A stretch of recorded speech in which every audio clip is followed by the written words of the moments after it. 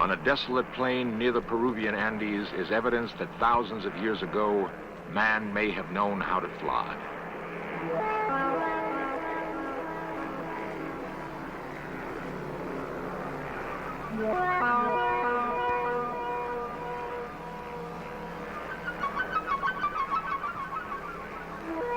Huge drawings are etched in the ground. They make sense only when viewed from a great height. Miles of what look like modern runways score the desert. If they were, what manner of craft landed here? Who were the pilots? We are conditioned to think that flight is the province of modern man. Perhaps we are latecomers to the sky. To this day, the lines at Nazca have not been fully explained. How were they used? And by whom?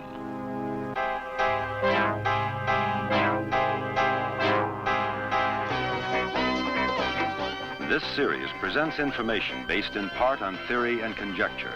The producer's purpose is to suggest some possible explanations, but not necessarily the only ones, to the mysteries we will examine.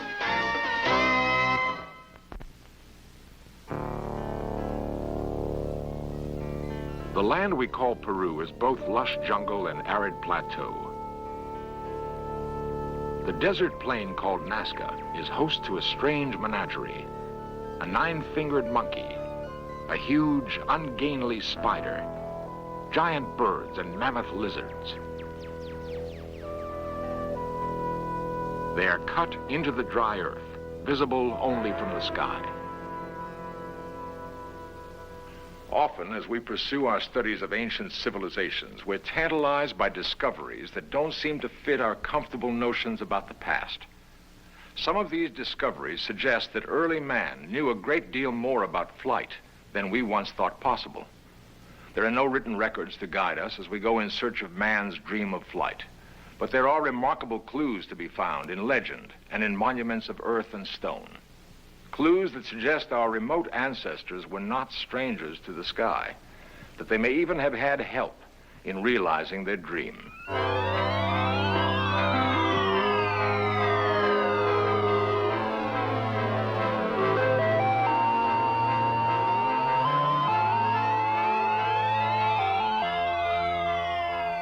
The urge to fly seems to have been a primal one with man, to leave the heaviness of earth, to taste the wind and thrill to the rushing ground below.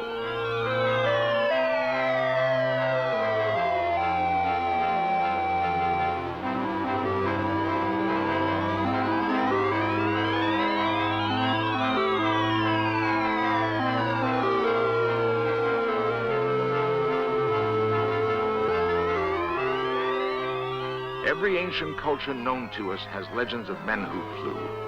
For thousands of years, it has been thought that the tragic tale of Daedalus and his son Icarus was but a myth. How, it seemed, could it have been otherwise, that with only wings, a man could fly?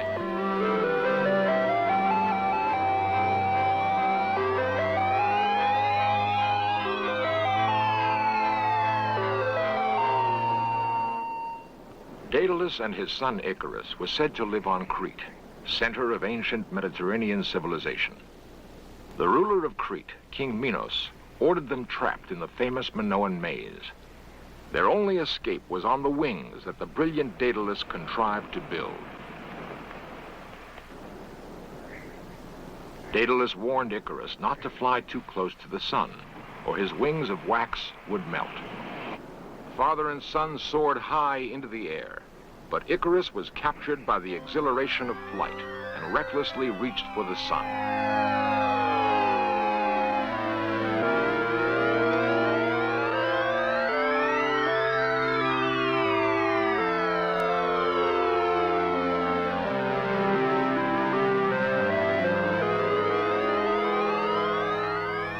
Icarus would pay dearly for his impetuous flight. His wings melted, and he plunged headlong into the Aegean Sea.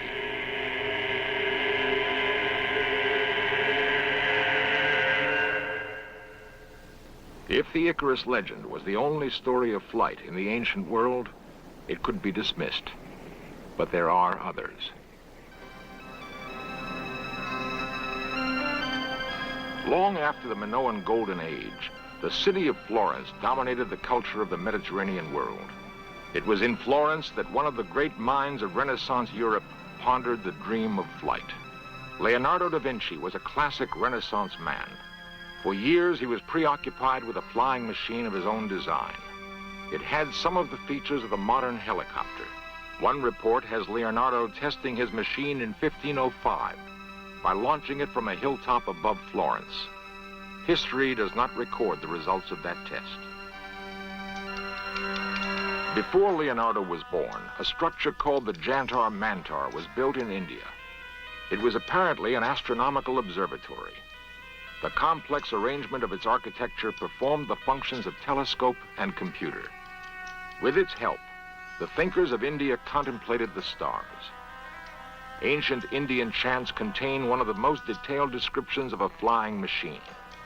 The chants may have been flights of fancy, or they may have been the accounts of early journalists passing on something they had seen. In either case, the chants describe an airborne vehicle called Varana. A form of energy called Sidli made it possible for the machine to fly to distant stars. It is a curious fact that in some ways the ancient Indian observatory resembles a rocket gantry.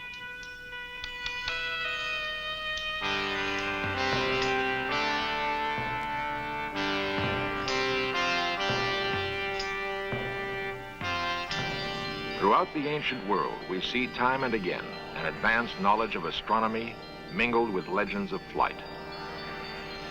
For the graves of Egypt are dominated by the presence of Osiris, the flying god who brought knowledge to the Nile basin.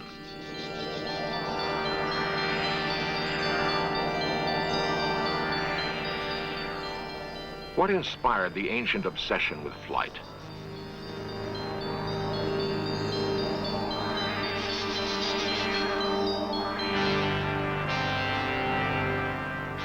Why are the pyramids aligned in such a way as to be perfect landmarks for incoming aviators?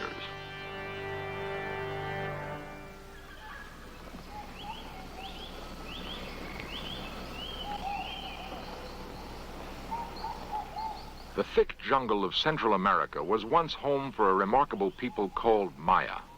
Archaeologists believe they flourished in this region for 15 centuries. Then, quite suddenly, the Mayans vanished.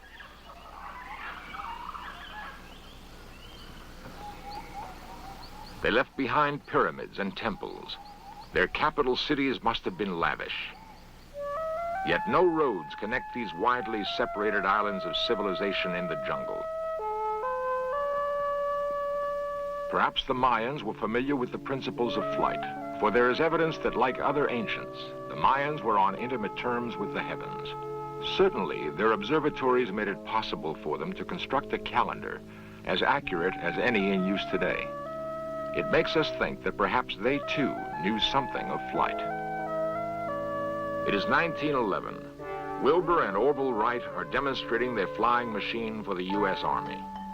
Their solution to the problem of flight was to attach a wing shaped like a bird's to a primitive engine that burned oil.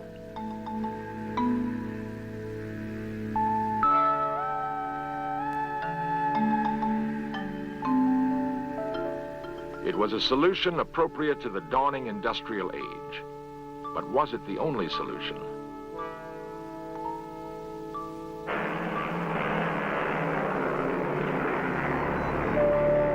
Long furrows were cut into the hard soil of the Nazca Plain 2,000 years ago. By whatever method the lines were created, they were meant to be seen from the sky. But by whom?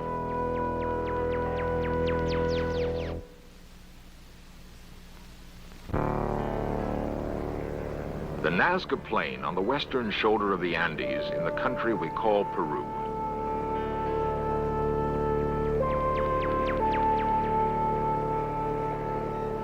The huge designs found on the desert floor that can only make sense from the air have been duplicated in other parts of the world. The Mojave Desert near Barstow, California. Here, an ancient man stares upward. From the ground, it is impossible to tell exactly what shape the figure has taken. How then did a primitive Indian tribe make the drawing? I got the tether. Yeah, but that's not good. One possibility, one explanation for the method used, might have been the existence of ancient aviators. Get the whole end. Okay, lift up. Lift all the way up. A unique experiment was mounted to prove the point. Could men working on the ground be directed by someone hovering overhead? The site selected for the experiment was the Mojave Desert. Okay, Rod, that's good.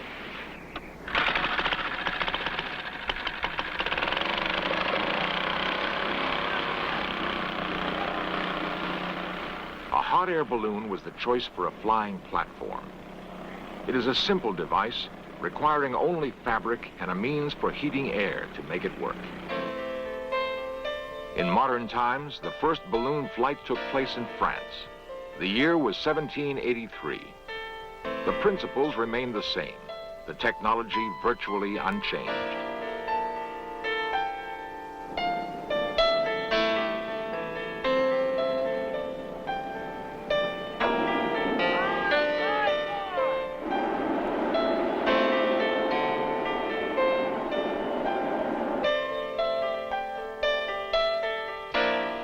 Then as now, there is a purity to balloon flight, an exhilaration undampened by the drone of engines or the blur of supersonic travel.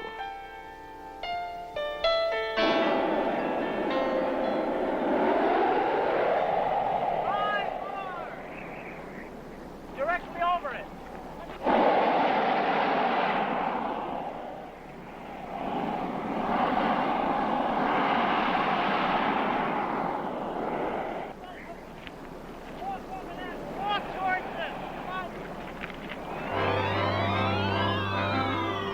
Suddenly, from on high, it is possible to understand how a land drawing could have been directed from the air thousands of years ago.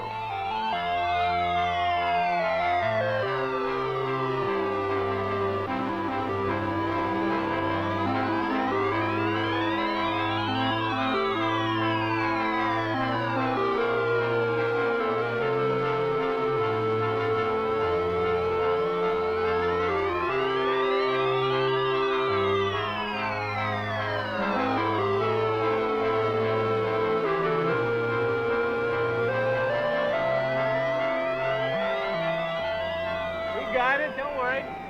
There is nothing in the Barstow experiment that could not have been done by earlier inhabitants of the desert. Bring him back over this way. Let's walk him back. Did American Indians launch balloons? Or are there other explanations?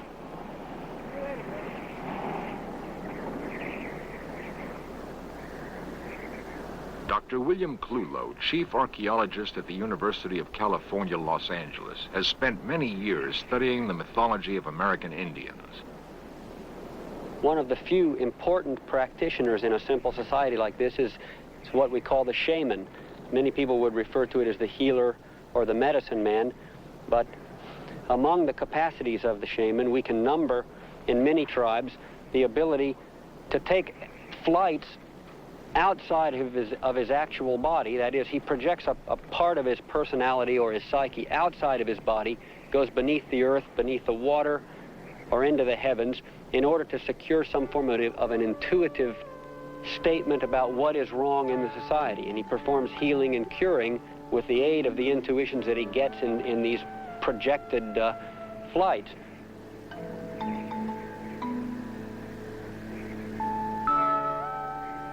Perhaps the symbolism of myth refers to flights that really occurred.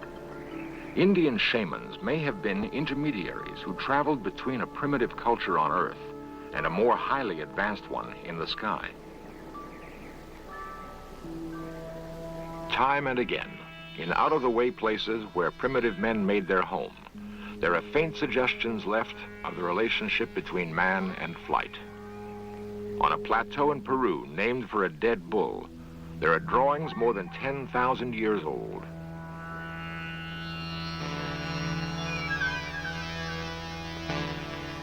One interpretation placed on them is that they depict the ancients welcoming visitors from the sky.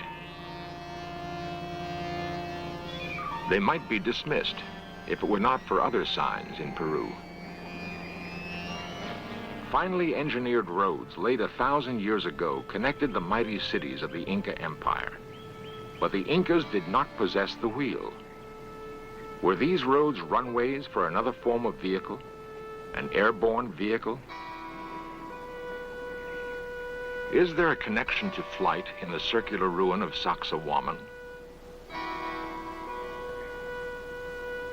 The calendar ring of the Incas suggests an advanced knowledge of space and time, the kind of knowledge that might have led to ancient flight.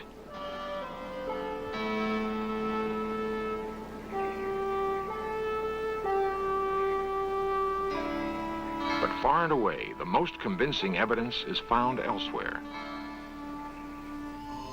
A fantastic collection housed in the National Museum of Aeronautics in Lima, Peru, suggests that this may be the case. It is not a collection of precious artifacts, but rather an assortment of stones. The stones were discovered in 1963 in the tiny village of Ica that lies only 40 miles from the Nazca Plain. Bizarre drawings on the stones depict a curious breed of mechanical bird. On another is represented what could be a modern space shuttle. The stones are designed in the same style as Nazca ceramics. The message on the stones is evidently controversial. Representatives of the Peruvian government have been reluctant to discuss them.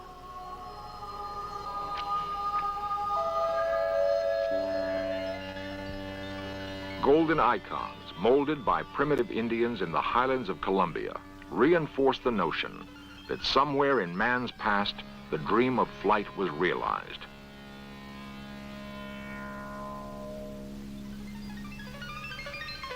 The relics look astonishingly like modern delta-wing fighter planes. Off the coast of Peru lies the Bay of Pisco. Inscribed on a hill is a 60-foot marker. It points inland on a direct line to the mysterious Nazca Plain.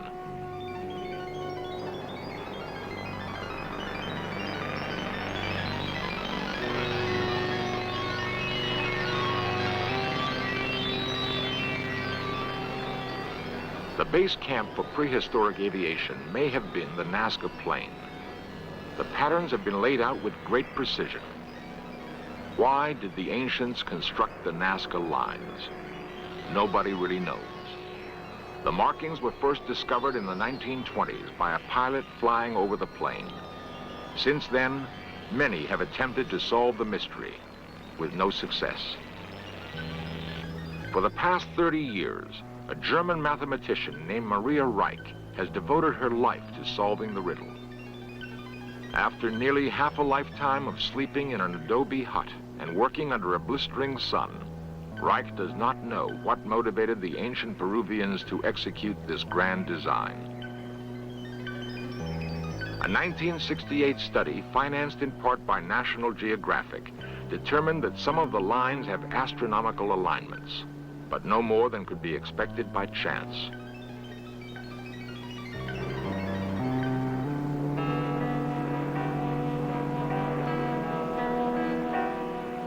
And yet, the lines seem to be pointing. Do they point the way to other outposts where ancient aviators once touched ground?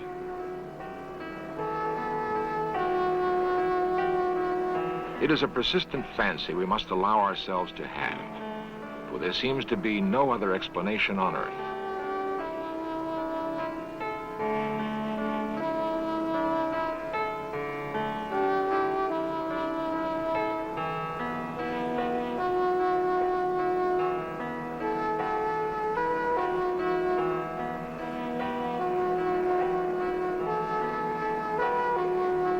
It is hard to shake the notion that here, on the plains of Nazca, there once flew ancient aviators.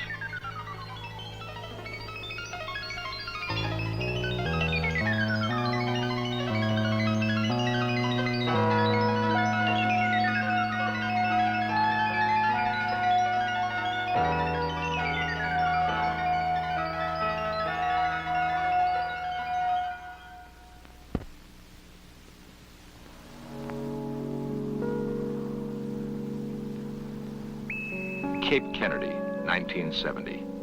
The forlorn remains of a launch pad no longer in use. Will future generations examine the ruins of our technological civilization and wonder at the purpose of such structures?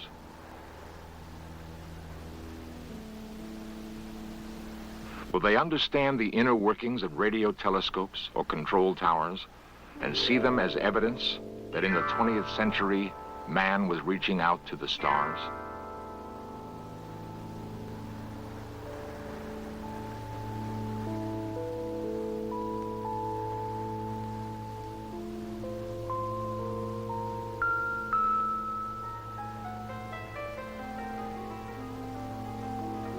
There's evidence that man has lived on this planet at least 3 million years. Were the inhabitants of other worlds idle all that time? Or were they too reaching for the stars, perhaps realizing their dream long before we could even speak it? And could it be that what it has taken us so long to do was merely to copy something we saw in our remote past? The answer may await us in the stars, a reunion of pupil with teacher. It's not so wild a dream.